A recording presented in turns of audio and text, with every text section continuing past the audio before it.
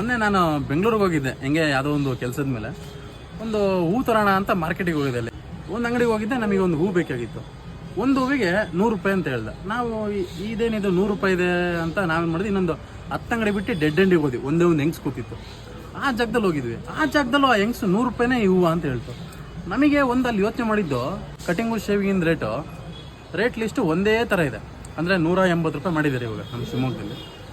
ಹಿಂಗೆ ನಮ್ಮ ಸವಿತಾ ಸಮಾಜದ ಬಂಧುಗಳು ಒಂದು ಕಟಿಂಗ್ ಶಾಪಲ್ಲಿ 180 ರೂಪಾಯಿ ಯಾಕೆ ತೊಗೊಬಾರ್ದು? ಇಲ್ಲ ನಾ ಇಲ್ಲಿ ಕಮ್ಮಿ ತೊಗೊಂಡ್ರೆ ಅಲ್ಲಿರೋ ಅಂಗಡಿ 180 ರೂಪಾಯಿ ತೊಗೊತಿರ್ತಾನೆ. ಅವರ ಅಂಗಡಿ ಕಸ್ಟಮರ್ ಹೋದಾಗ ಅಲ್ಲಿ 130 ರೂಪಾಯಿ ತೊಗೊತಾರೆ. ನೀವು ಯಾಕೆ 180 ರೂಪಾಯಿ ತೊಗೊತಾ ಇದ್ದೀರಾ? ಅದಕ್ಕೆ ಹೇಳೋದು, ನಾವು ಕಟಿಂಗ್ ಶಾಪ್ಗಳು ಮಾಡ್ಕೊಂಡಿದ್ದೀವಿ, ಒಂದೇ ರೇಟ್ ತೊಗೊಳ್ಳೋಣ. ಎಲ್ಲರೂ 180 ರೂಪಾಯಿ ರೇಟ್ ಲಿಸ್ಟ್ ಇದೆ, 10 ರೂಪಾಯಿ ಕಮ್ಮಿ ತೊಗೊಳ್ಳೋಣ, 170 ರೂಪಾಯಿ ತೊಗೊಳ್ರಿ. ನಾವು ಚೆನ್ನಾಗಿರೋಣ. ನಮ್ಮ ಅಕ್ಕಪಕ್ಕದಲ್ಲಿರೋ ಕಟಿಂಗ್ ಶಾಪ್ಗಳು ಅವರು ಫ್ಯಾಮಿಲಿಗಳು ಇಂಪ್ರೂವ್ಮೆಂಟ್ ಮಾಡ್ಕೊತಾರೆ, ಅವ್ರದ್ದು ಕಮಿಟ್ಮೆಂಟ್ಗಳಿರ್ತವೆ, ಎಲ್ಲರಿಗೂ ಒಳ್ಳೇದಾಗುತ್ತೆ. ಒಂದೇ ರೇಟ್ ತೊಗೊಳ್ಳೋಣ, ನಮ್ಮ ಸಮಾಜದ ಬಂಧುಗಳೆಲ್ಲ ಒಟ್ಟಾಗೋಣ.